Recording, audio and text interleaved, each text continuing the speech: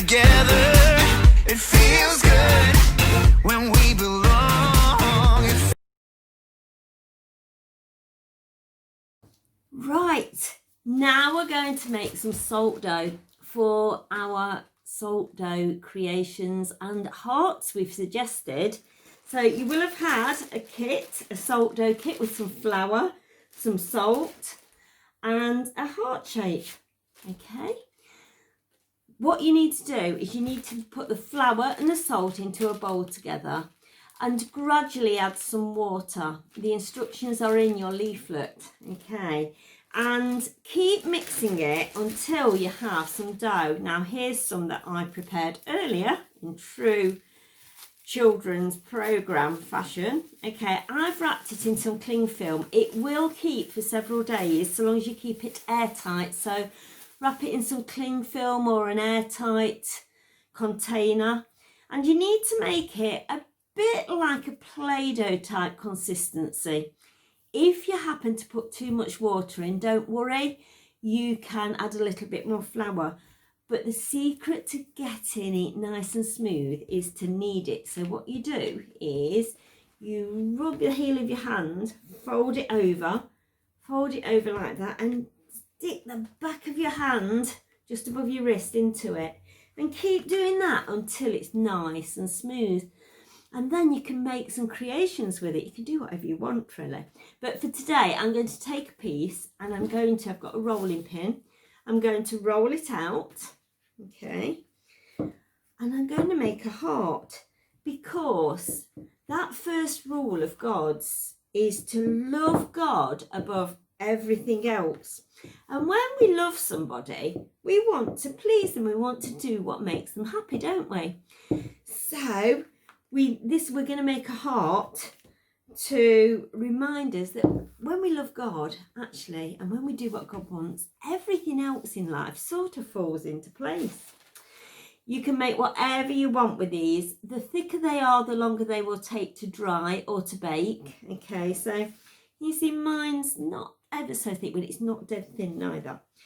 And I'm going to put my heart shape, I need to roll it a bit more, just a little bit more. There we go.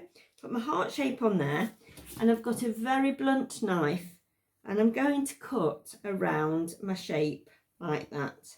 Okay. Feels good when we're together. It feels good when we belong. It feels good. Again. Okay. So there we go. Peel it off. And there I've got a heart shape. Now, if you want to hang it up when it's dry, you could use a pen or something and poke a hole in it, about there, okay? Unlike the shrink art that we did in our last month's activity bags, messy church bags, this won't shrink, okay? It'll stay that size. It might shrink just very slightly, but it will stay that size.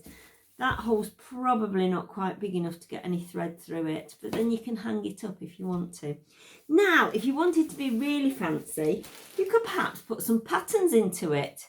I've got some sponge here, so you might have to try, you might have to experiment, but that's made a sort of dappled sort of pattern on it. You can't see very well on there. Or I've got these little leaves. You could press some of those in. It will alter the shape slightly, but you can always reform it. That's the great thing about salt dough. There we go. And now I've got a heart with some leaves on it. You could find all sorts of things around your home. Perhaps use a fork to make a grid pattern or something. I wonder what patterns you could find. When you've made it, you can either leave it to dry for several days, just somewhere fairly cool, anywhere really, as long as it's not a really cold place. But what I would say is keep remembering to turn it over so that the air gets to both sides, okay, like that if you're doing it. Or you can cook it in a cool oven. It's about 120 degrees centigrade, and that's about half a mark on gas. Probably an hour, a couple of hours. You'll know when it's cooked properly or when it's completely dry because it'll feel solid. And if you're making something like a 3D model, so say you are making something like a ball, because you'll have plenty of dough to make other things as well, you need to perhaps just tap that on the bottom if you're baking it in the oven to see if it's dry. But again, keep turning it over so the air gets to it if you're air drying it. Perhaps you could make some little hearts to give away as decorations. Once it's dry, you can paint it if you want to, or you can just leave it natural. You could even put some varnish on and glaze it. Do whatever you want. We hope that you'll enjoy being really creative with your Play-Doh, but that you'll also remember that this heart shape reminds us to love God and to love others, which was what Jesus told us, wasn't it? That was the greatest thing we can do.